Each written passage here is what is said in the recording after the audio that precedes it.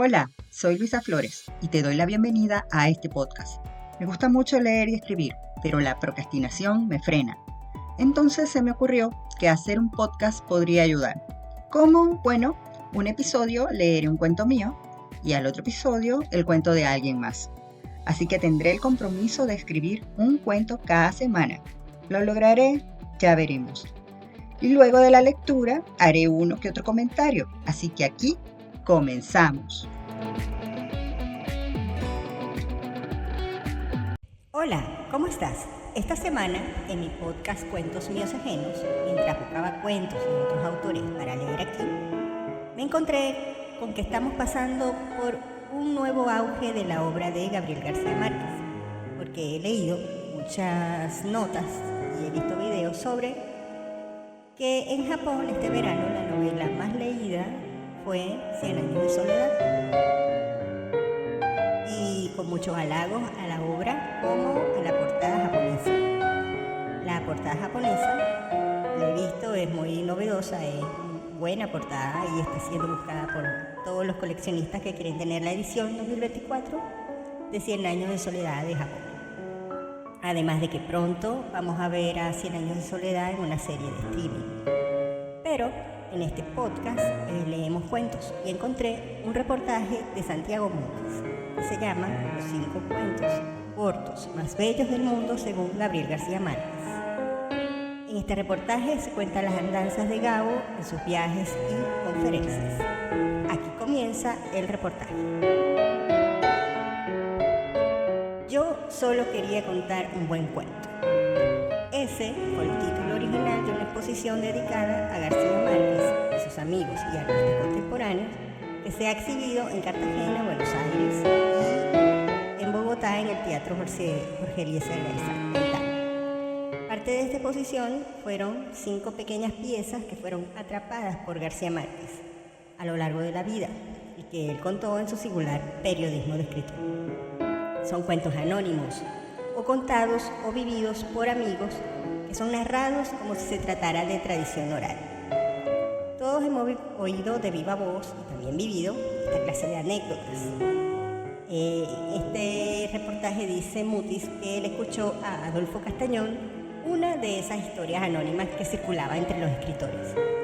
Dice así: una joven pareja, un poco agobiada por la ciudad, se fue a vivir al campo con su par de perros labradores.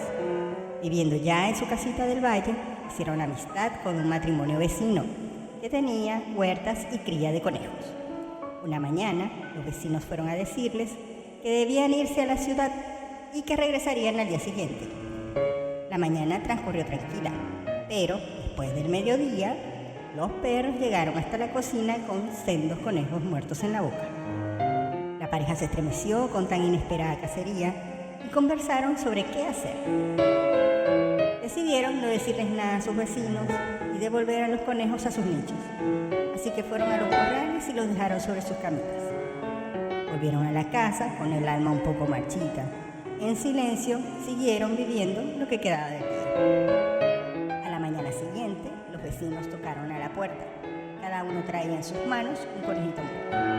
Antes de que hubiese tiempo de salir de ese espanto doméstico que estaban esperando desde el día anterior y con el que habían pasado toda la noche, los vecinos les dijeron: los encontramos en sus camitas esta mañana.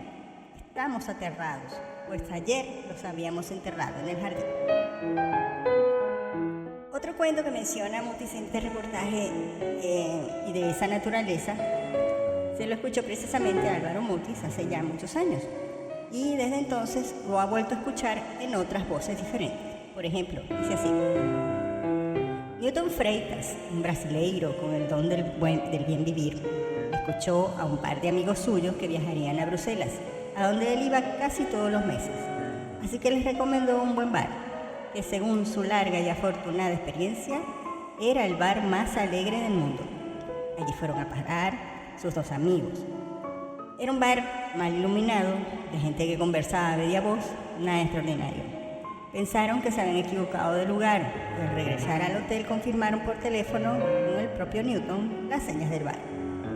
Sí, ese es, les dijo, y para allá voy este viernes.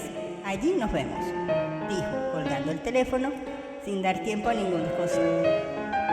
Volvieron los amigos al bar, esta vez casi triste, con un aire quieto, en donde los habituales dejaban ir el tiempo como arena. Pensaron ayudar al ambiente sombrío con unos whiskies de más, pero el bar seguía estancado en una trasnochada rutina. De pronto llegó Newton, y desde la puerta los saludó con su bozarrón luminoso de amigo fraterno, llamando la atención de todos, y al reconocerlo, alzaron los brazos gritando su nombre, eufóricos, y como por encantamiento, el lugar se convirtió en el bar más alegre del mundo. Creo que García Márquez ha vivido atento a estos momentos, y que ellos han poblado sus días y sus libros. Pues bien, en la lectura de esos buenos centenares de páginas que dejó en los periódicos, y que hoy están reunidos en gruesos volúmenes, 5 veces García Márquez exclamó Eureka. 5 historias a lo largo de casi 50 años. Cuentos que no tienen autor, pero que siempre regresan al anonimato, resbalan de nuestras manos como peces vivos que vuelven al agua. Pegado a su nota de prensa en El Espectador del 30 de noviembre de 1983, aparece el primer cuento de esta antología, del que García Márquez dice: Daniel Arango cuenta este cuento hermosísimo que no soy capaz de mantener en secreto. Dice: un niño de 5 años que ha perdido a su madre entre la muchedumbre de una feria se acerca a un agente de la policía y le pregunta: ¿no ha visto usted a una señora que anda sin un niño como yo? Y en un artículo de prensa del Heraldo de 1951, García Márquez habría escrito: en uno de los periódicos que reparten en los aviones, encuentro un despacho de la UP, que transcribo al pie de la letra porque me parece que es el mejor cuento más corto del mundo. Dice: Mary Jo, de 2 años de edad, está aprendiendo a jugar en tinieblas, después de que sus padres, el señor y la señora May, se vieron obligados a escoger entre la vida de la pequeña o que quedara ciega para el resto de su vida. A la pequeña Mary Jo le sacaron ambos ojos en la clínica Mayo, después de que 6 eminentes especialistas dieron su diagnóstico: retinoblastoma. A los 4 días después de operada, la pequeña dijo: mamá, no puedo despertarme, no puedo despertarme. 30 años más tarde, en 1981, García Márquez habla en un artículo del Espectador de las tantas y tantas historias, escritas o habladas, que se quedan en uno para siempre. Tal vez sean las ánimas en pena de la literatura. Algunas son perlas legítimas de poesía que uno ha conocido al vuelo sin registrar muy bien quién era el autor, porque nos parecía inolvidable o que habíamos oído contar sin preguntarnos a quién, y al cabo de cierto tiempo ya no sabíamos a ciencia cierta si eran historias que soñamos. Sé que algún lector caritativo, dijo García Márquez, me recordará quiénes son los autores de 2 cuentos que alborotaron a fondo la fiebre literaria de mi juventud. El primero es el drama del desencantado que se arrojó a la calle desde el 10º piso y a la medida que caía iba viendo a través de las ventanas la intimidad de sus vecinos, las pequeñas tragedias domésticas, los amores furtivos, los breves instantes de felicidad, cuyas noticias no habían llegado nunca hasta la escalera común, de modo que el instante de reventarse contra el pavimento de la calle había cambiado por completo su concepción del mundo y había llegado a la conclusión de que la vida que abandonaba para siempre por la puerta falsa valía la pena ser vivida. El otro cuento dice así: 2 exploradores lograron refugiarse en una cabaña abandonada después de haber vivido 3 angustiosos días extraviados en la nieve. Al cabo de otros 3 días, uno de ellos murió. El sobreviviente excavó una fosa en la nieve a unos 100 metros de la cabaña y sepultó el cadáver. Al día siguiente, sin embargo, al despertar de su primer sueño apacible, lo encontró otra vez dentro de la casa, muerto y petrificado por el hielo, pero sentado como un visitante formal frente a su cama. Lo sepultó de nuevo, tal vez en una tumba más distante. pero al despertar al día siguiente volvió a encontrarlo sentado frente a su cama. Entonces perdió la razón. Por el diario que había llevado hasta entonces, se pudo conocer la verdad de su historia. Entre las muchas explicaciones que trataron de darse al enigma, una parecía ser la más verosímil. El sobreviviente se había sentido tan afectado por su soledad que él mismo desenterraba dormido el cadáver que enterraba despierto. La historia que más me ha impresionado en mi vida, escribe García Márquez en 1985 en El Espectador, dice: la más brutal, que fue la más brutal y al mismo tiempo la más humana, se la contaron a Ricardo Muñoz Suay en 1947, cuando estaba preso en la cárcel de Ocaña, en la provincia de Toledo, España. Es la historia real de un prisionero republicano que fue fusilado en los primeros días de la Guerra Civil en la prisión de Ávila. Dice: el pelotón de fusilamiento lo sacó de su celda en un amanecer glacial y todos tuvieron que atravesar a pie un campo nevado para llegar al sitio de la ejecución. Los guardias civiles estaban bien protegidos del frío, con guantes, abrigos y tricornios, pero aún así tiritaban a través del yermo helado. El pobre prisionero, que solo llevaba una chaqueta de lana deshilachada, no hacía más que frotarse el cuerpo casi petrificado, mientras se lamentaba en voz alta del frío mortal. A un cierto momento, el comandante del pelotón, exasperado con los lamentos, le gritó: «Coño, acaba ya de hacerte el mártir con el cabrón frío. Piensa en nosotros que tenemos que regresar».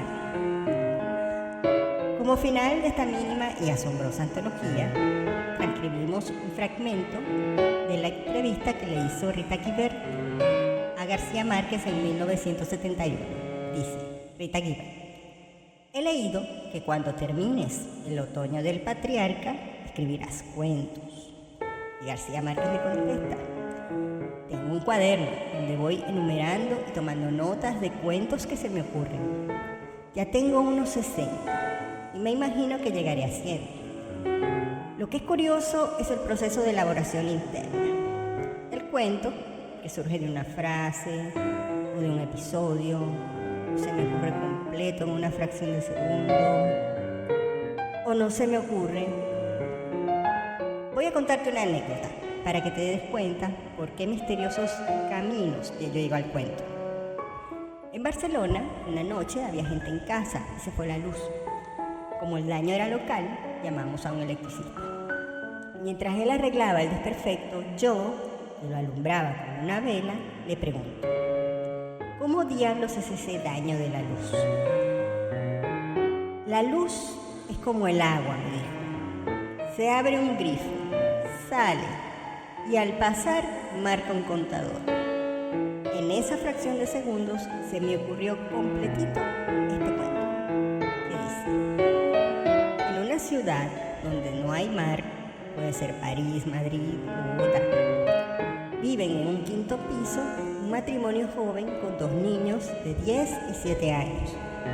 Un día los niños piden a sus papás que les regalen un bote con remos. ¿Cómo vamos a regalarle un bote con remos?, dice el padre. ¿Qué van a hacer con él en esta ciudad? Cuando vayamos a la playa en el verano, alquilamos. Los niños se empeñan en que quieren un bote con remos hasta que el padre les dice: si sacan el primer puesto en el colegio, se los regalo. Los niños sacan el primer puesto. El padre compra el bote y cuando suben al quinto piso les pregunta: ¿qué van a hacer con esto? Nada, le contestan. Queríamos tenerlo. Lo meteremos allá en el cuarto. Una noche, cuando los padres se van al cine, los niños rompen un bombillo de la luz y la luz, como si fuese agua, empieza a chorrear llenando toda la casa, hasta 1 metro de altura. Sacan el bote y empiezan a remar por los dormitorios y la cocina. Cuando ya es hora de que regresen los papás, lo guardan en el cuarto, abren los sumideros para dejar que la luz se vaya, reemplazan el bombillo y aquí no ha pasado nada. Ese juego se les vuelve tan formidable que van dejando que el nivel de la luz llegue más alto. Se ponen lentes oscuros, aletas y nadan debajo de las camas, de las mesas, hacen pesca submarina. Una noche, la gente que pasa por la calle, al notar que por las ventanas está chorreando luz y está inundando la calle, llaman a los bomberos. Cuando los bomberos abren la puerta, encuentran a los niños que, distraídos con su juego, habían dejado que la luz llegara hasta el techo. Están ahogados, flotando en la luz. Este es un reportaje de Santiago Mutis Durán, que es poeta, ensayista y editor, hijo del poeta Álvaro Mutis. Me parece que García Márquez debe haber sido, de todo el grupo del boom latinoamericano, el que era como más buena onda entre todos sus amigos y colegas. Extremadamente generoso y simpático.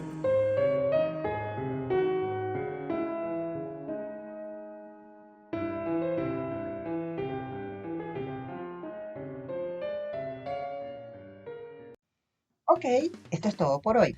Gracias por escuchar. Y aprovecho para decirte que puedes enviar cuentos cortos o comentarios a cuentosmiosajenos@gmail.com. También tengo Twitter, @cuentos29. En Instagram, Cuentos Míos y Ajenos. En YouTube, ahora también tengo un canal, Cuentos Míos y Ajenos. Y también en Spotify, ahora se puede dejar tu comentario en la encuesta que sale ahí más abajito. Y abajo de la encuesta también puedes calificar con estrellitas, como en el jardín, como en el kinder. ¿Qué tal? Hasta luego.